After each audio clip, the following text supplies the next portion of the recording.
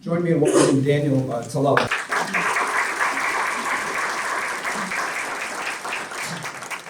Good afternoon, everyone. Good afternoon. My name's Daniel Tellalian, and thank you for having me here. It's a treat to be here. It's not my first time in Grand Rapids. I actually, perhaps part of my CV is I have an aunt and uncle also who relocated from Los Angeles to Grand Rapids and love it here. So I come for a little home cooking as well once in a while. And I've had the opportunity to work on a few projects here. So it's not my first time, although I've really enjoyed Andy. We spent a little time last evening and then this morning sort of walking the downtown channel, and it's just a lot of fun. I won't really get into my background too much, but in the shortest, I speak river, as Andy mentioned. I've been involved in the civic project in Los Angeles around the Los Angeles River, which I'll get into a little bit. I sort of speak development and have worked as a developer side attorney and a developer and a financier myself, and so I speak real estate. I also sit on the state's water quality control board, so I think speak water to some degree, and I'm probably a little more amateur at habitat. But I think the point is that when you have a great civic project like a downtown river revitalization, it's really complicated, and it's that Rubik's Cube that you have the different sides, and I would encourage you guys all, to the extent you're interested, to embrace that. Oftentimes we bring a singular professional lens to what we do, and river revitalization is really fun because it's got a lot of complicated and technical aspects to it that all have to come together, and as a professional, I enjoy that. So I'm here visiting today to give you just a little bit of data point on LA for you to absorb or ignore as see fit. Feel free to grab me after, ask questions, but I think it's just really smart that Grand Rapids is talking about what's going on in other places, what's best in class, worst in class, whatever, what else has been happening, and then how can we chart our course according to it.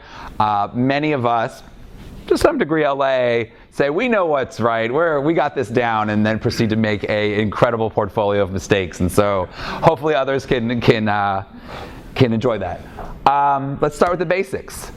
Los Angeles has a river, believe it or not.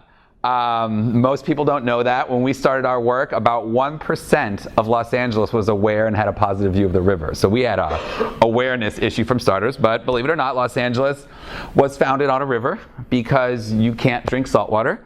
And our initial settlers founded the city right on the river's bank and dug ditches and irrigated lands, and that was the beginning of the city. And that's how things started. We've come a long way probably since then, but at the end of the day, we've got a really big river. This is what I might call River 1.0. So this is when Angelenos were subject to the river and the river's whim. In southwestern United States, more desert communities, rivers tend to meander a little bit. So it's not a deep channel flow that has a defined course. It's more of a flash flood kind of thing to a degree. And so sometimes that river will take a right turn. Sometimes that river will take a left turn. And what ultimately happened is a series of floods through the growing Los Angeles community. This is 1938, which was the impetus. This is Leimert Park, a lovely community in sort of central Los Angeles. But it flooded during World War I in 1914. It flooded again in 1934. It flooded again in 1938. And then we decided to do something about it. I think a lot of that was we were in the depths of the Depression, and this was really a public works project. At some point, it flooded enough times, enough political will had started, and the WPA said, great, we are going to control this river that has been controlling us. And we proceeded to take out 20 years, $20 million of 20 years, 20 million cubic yards of earth moved, millions of pounds of concrete and rebar, and we said we will now subject, click, got it. We will start channelizing our river. This is a common story across many cities, probably including Grand Rapids, right? Where at a certain point in time, the will of man and the will of industry decided we're going to control this natural thing that we were founded on and really birthed this community, and we're going to control it. And we're going to channelize it probably going to start building industry alongside. We're going to transport along it. We're going to dump in it as sort of our sewer. We're going to do all kinds of things with it. The Industrial Revolution. We generally call this River 2.0, and this is what everyone's grappling with. All of our mega cities, our post-industrial cities, most of our cities, most of the great ones, all have been founded on rivers, most of which have had a period of industrialization where the interest was in channelizing and then using that as a way to move either people, goods, or waste somewhere else. And that's happened everywhere. And to some degree, that's what's happened here in Grand Rapids as well. How this evolves over time, and I would just say from the economic development point of view, that this public works project, 20 years, millions of jobs, many families, fueled some of the growth of Los Angeles as a great industrial civic project. The reclaiming of that river can also be viewed in that same way. This is a job-creating economic driver over years and potentially decades. And so to some degree, as a great civic project, you can think of it as such. It's the equivalent of putting in a rail subway or a transit system or redeveloping a skyline. It's a great project with a ton of economic energy to harness if the political will is there. This is how it ends up. Fast forward 50 years, this is still our River 2.0, right? You can barely find the river there, but if you were really looking, you'd see a little channelized stream coming here and a large trapezoidal concrete straitjacket, and then all kinds of other industrial infrastructure pinned alongside of it. Let's run our power lines there. Let's run our trains along there. Let's just use this as sort of our backyard ditch where we're going to throw stuff. And that was Los Angeles. And then we proceeded to grow and grow and grow and grow. Our river's long. Our river's about 51 miles in this sort of iteration in the watershed. So a little longer than what you have here, although the overall Grand River obviously is incredibly large. But we've grown up around it. There's about 1 million people within walking distance, a half mile of this river. Over 10 million people in the overall region. So we've really crunched up on our river. And we finally realized, like, God, that's a lot of dead space there that maybe we could be using for something better. And so the goal is now, as these movements come to being, is what's a River 3.0? You know, what are we building for the next 50, 100 years?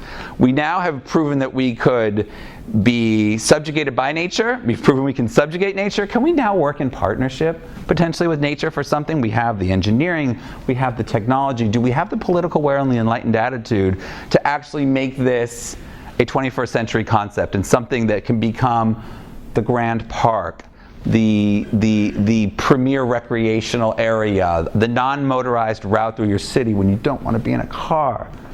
And this is what we look at today. This is one of 240-ish projects in our river master plan. Our master plan, we've had several sort of iterations, but they started in the 90s. The channel right now, forgive me, kind of would run through where you see that trickle, but the notion of breaking up some of that concrete, creating estuaries, creating habitat, creating water capture, all those types of things. LA is a little different here in terms of our climate, clearly. But the old channel, just to go back for a second, the old channel, single purpose, as Andy said. The old channel had one job: keep LA from flooding. And it did it great. We concreted our entire city, we put in storm drains, rushed them all to that river, and for the 1.5 days a year when it really rained hard, man, we got all of that rainwater. First of all, we scooped up all the dirt on the street, got all of that rainwater, shot it into the beautiful Santa Monica Bay, polluted it, and then spend about $1 billion a year buying and stealing fresh water from other regions in order to populate our megacity. At the time, it was the right idea, right? We need to do flood control. We've gotten a little smarter now. We realize we need to do a lot of things. We need to do a lot of things at the same time. But the problem is, public works has got one hat. Environmentalists have another hat. Recreational enthusiasts have another hat. And so at the end of the day, can we be smarter and turn from just shooting all of our water that's so precious out into the ocean and polluting it into something, I don't know, maybe captures it, maybe has multiple benefits. Expensive, no doubt. Technically challenging, no doubt, but I'm hopeful that we're up to the task. So this is what River 3.0 looks like. Imagine a variety of these and other things, both in-channel work and on the banks work. On the walk today, saw a lot of that similar stuff going on. I'm going to come over here for a while just to mix it up a little bit. Okay, so that gray area is our watershed. For those who don't speak water, a watershed is if a drop of water falls in that dark gray area, it will make its way eventually downhill to that river, and then eventually will go from the river downhill all the way to the ocean down in Long Beach. As I mentioned, that's a 51-mile stretch that there's probably in that map probably 10 or 11 million people who sit in this area, so it's incredibly dense, and over 1 million really almost at the river's edge. So it runs through the core of Los Angeles, which, for one point I would share around that, is why this is one of the, probably I would say the last great civic project left in Los Angeles. The second to last, which we're a little further along the way, is we're actually putting a subway map on top of the LA region. LA also has rail and a subway. If you come out, you should try it. It's actually decent to good, getting better. But if you could imagine a big New York-style subway map across this, it's great. We're getting out of our cars. Our traffic is awful. Imagine that blue line as being our linear Central Park, our premier non-motorized route through the city. I can be a kid on my bicycle growing up here in the San Fernando Valley, take a bike path without having to see a car safely, go to the LA Zoo over here, maybe catch a Dodger game. If I'm athletic, I can do the entire route.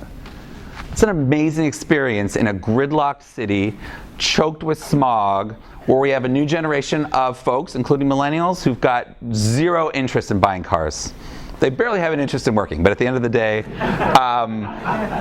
they would like to go out and be there. So at the end of the day, it's a massive civic project.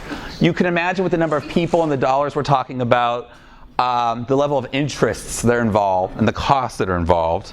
So the real question is, are all these folks going to work together? What does it take to work together? And this is my understanding. I'm delighted that you're bringing in other geographies to sort of hear their story a little bit.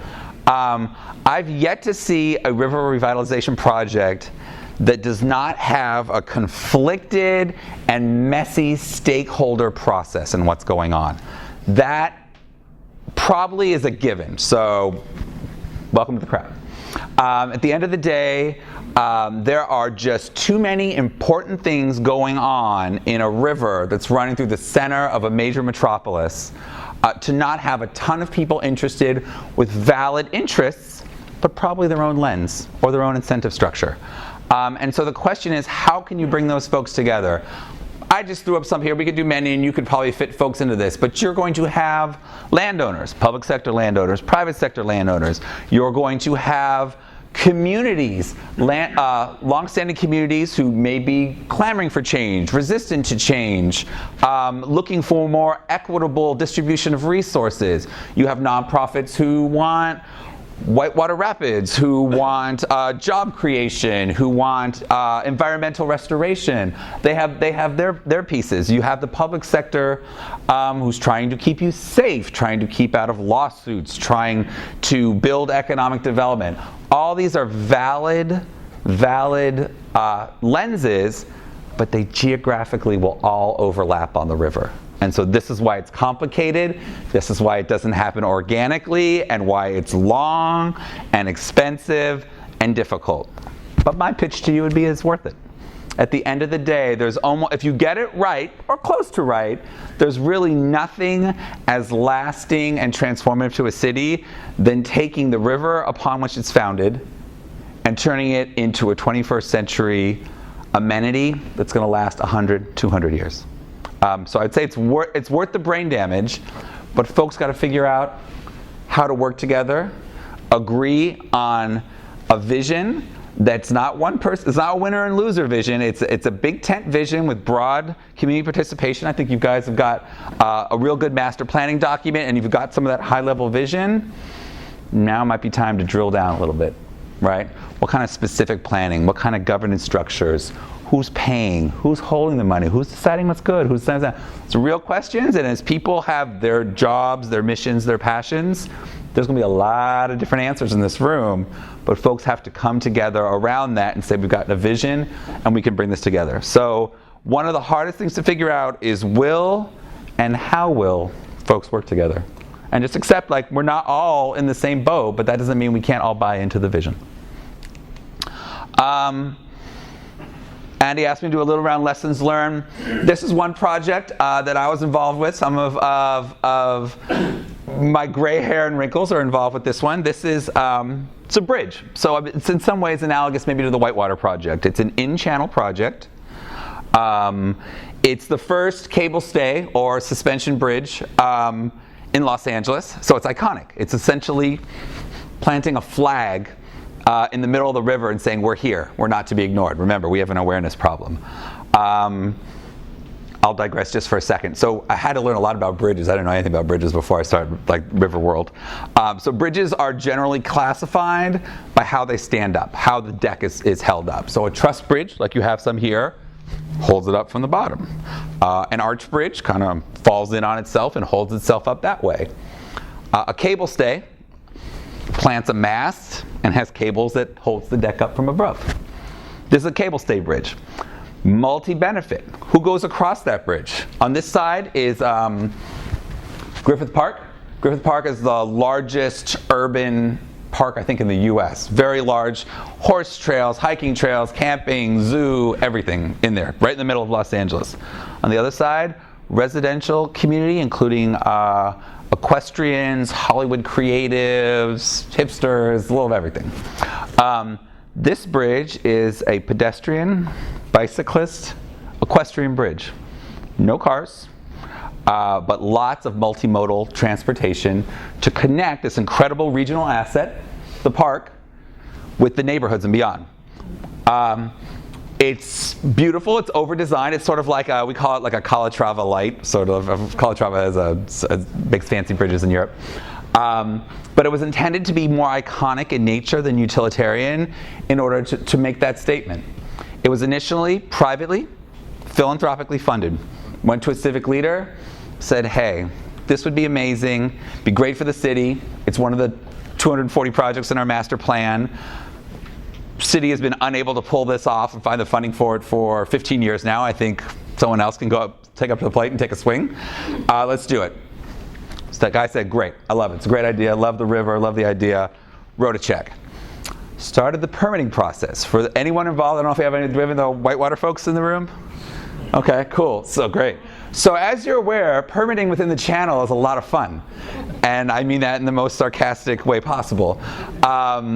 We began the ping pong sort of state, federal, local, what do you have to do to get this built process, in the process of which we doubled the project delivery timeline, we tripled the project cost, we learned a lot, but oh my goodness, I'm not sure that was the best way to do it. And at the end of the day, we went and got fundraised the initial part of money, had to fundraise more money to make it happen, got the permits, and then probably in a last gasp of sheer exhaustion, took the whole thing and gave it to the city and said, would you just build this thing for us, please? And you have the liability and some of the contracting power and some of those types of things. At which point they added their load factor, which probably doubled the cost one last time. And then that was taken last month. So the ribbon cut, it's actually happening, 6 years instead of 3. $19 million. I think my original pitch was $5 million. I mean, blew the budget out of the water. But it's going to happen. It's iconic. It's going to be beautiful. And we learned a lot. The problem here is we didn't have a clear path to development. At the end of the day, we said we have a great project, we got money, we got all this sort of stuff. But at the end of the day, when we started asking for permits, we just got the point around, right? Like, oh, you can't do that. Birds are going to fly into those cables. Oh, the hydrology's off here. Oh, that's, oh, we gotta take, there's just so many lenses. And if we could have gotten all those decision makers to huddle up in a room and just list all their objections at the same time and find where the bullseye was that fit that, it would have saved money, Would it save time? But that's difficult. That doesn't happen again organically, and that's kind of a ringleading process. So anyway, it's going to be fantastic. We now have 4 river bridges coming online. They're all going to be beautiful, iconic. I hope when you tune in to watch the Lakers lose and they show the little commercial break and they don't just show the Santa Monica Pier again, like they'll show some of the river bridges and some of the cool stuff we have going on. So the goal is to do stuff that feels modern, will last for 100 years, multi-stakeholder benefit, but our lesson learned is we have not established a really clear entitlement path, a path to development that gives certainty to the project sponsors. Learn from our mistakes. Okay, the gumball dots here. So at the end of the day, this is not gospel, but this is what I sort of feel would be the correct process to be in. Everything starts with people.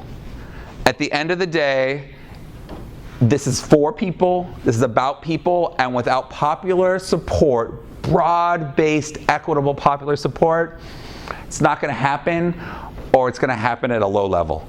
And so at the end of the day, the vision has to be agreed upon by many, many folks.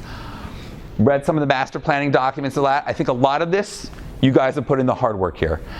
It's an iterative process, but I think you have a really great vision that it appears, without taking a straw poll here, it appears that there's a lot of common ground, like, yes, I like that vision. If we could change our river into all those beautiful conceptual renderings, like, I'd be down with that, right? And so you have to start here and you'll come back here, but I feel like this is sort of the master planning process and the long time planning process. We're on our 2nd generation of master plannings now, because as real estate cycles, climate change, political cycles change, you have to refresh from time to time. But I feel you have this. I think you're in this space right now. Develop plans and policies that reflect those visions, as well as the realistic constraints, infrastructure constraints, funding constraints. The realists in the group are like, well, what about this? Or that's not going to work. It's where they started coming in here a little bit more. This could take different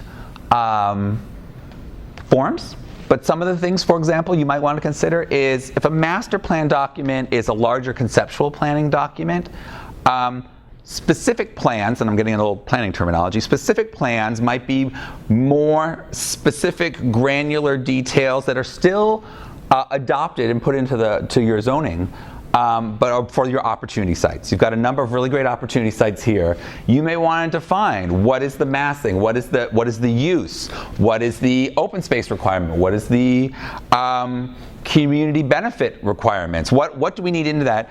You're creating, by putting in that legwork on the front end, you're creating certainty for developers and stakeholders, including the public sector and nonprofits, to figure out what to build, how to build. You're saying we're defining the box that we want you guys to color into a little bit more.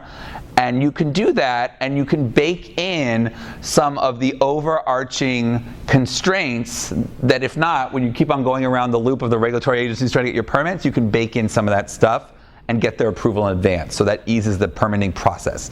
So you can bake in some of the flood control issues. You can bake in some of the design issues, We want a setback at the river's edge, in part because maybe we need a little more flood control capacity, but we also want a trail, and we want an easement for trails, and we want the front of a building to face the river, not the back of the building, or these types of things. You start building in those rules and constraints so that when private sector or public sector comes in and builds, they have a better sense of what's being built.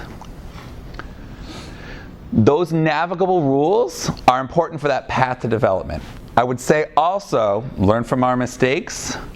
It's great if you can pull together a multi-agency, multi-stakeholder, if you're going for extra credit, we tried for a joint powers authority to truly bind people, failed, but it was a great idea.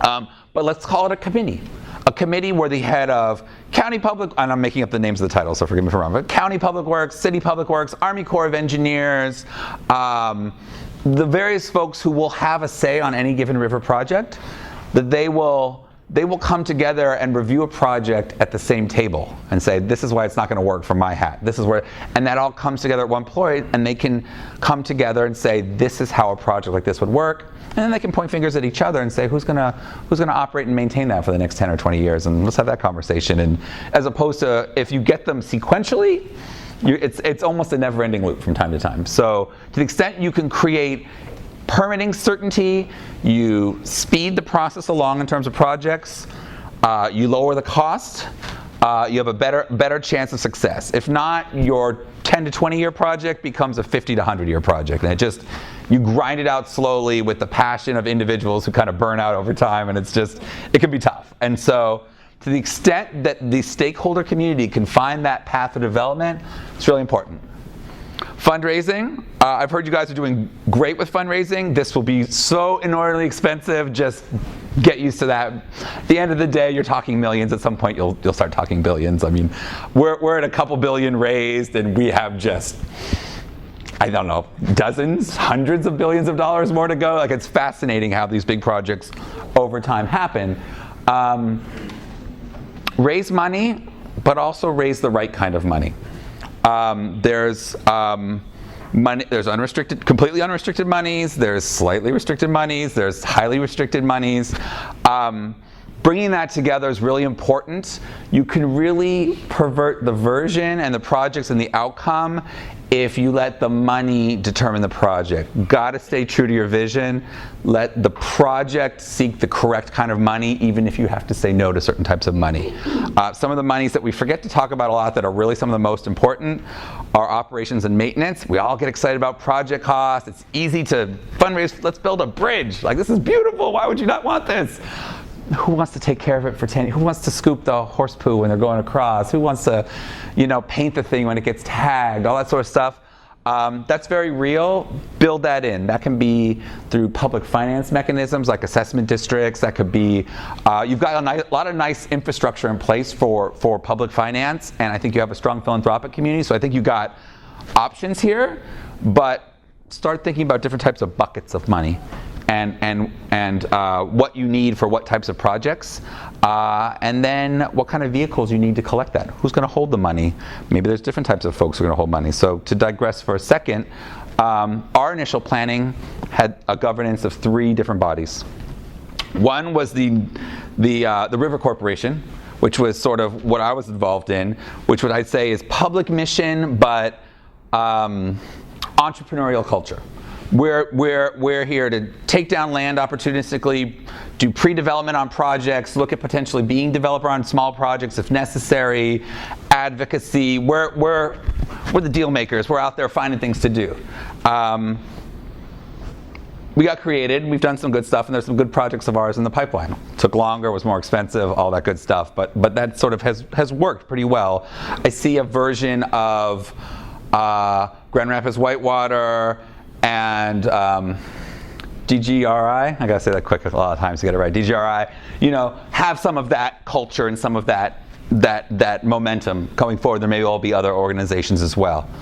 Second, I mentioned briefly, was the United Nations of our regulatory agencies, city, county, feds, and many departments within that we wanted to come together as a joint powers authority to bind themselves contractually to say, we will yield some of our discretion to a common decision-making body on river projects that will have a river lens. Couldn't get the parties to sign that document. But they still come together.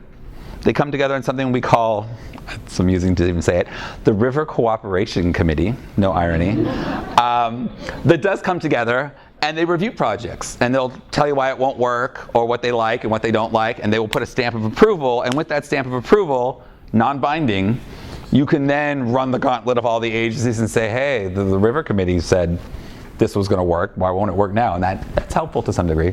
Third piece, to my point about money, we anticipated, never created, a river foundation. And this was for the pure philanthropic work that's slightly different than the public sector or the entrepreneurial work. This would be more of a traditional, call it a private foundation, although there's different sort of entities that could work, but it would be a clean plug and play for family offices, private foundations, philanthropic interests, who needed to maintain their charitability and keep their sort of tax status clean, and had interests that really had no value creation, that's wrong to say, no economic value creation or profit-making motive associated with it. And so that could be education about the river, access to the river, programming along the river, subsidy into projects that just weren't going to pencil out, all that sort of stuff. But our thought was to keep that in a place with a separate governance structure that folks could then go to it and ask for things that really sat in the philanthropic bucket, or in some way didn't commingle with the public sector or the sort of entrepreneurial real estate development pieces. We wanted to keep those three pieces together. Learn from our mistakes. We made one of the three. So for the other ones, that doesn't mean that the dynamics don't happen. It just means there's more running around, there's more individual and sequential meetings, there's more legwork involved. If you kind of have your development, sort of your vision defined, a path to development, the right kind of money, then it's go time, right? So what normally happens is we go from master plan, do a little shopping for whatever money's available, and get to the projects, because the projects is the fun part, right? And so it's the project execution here.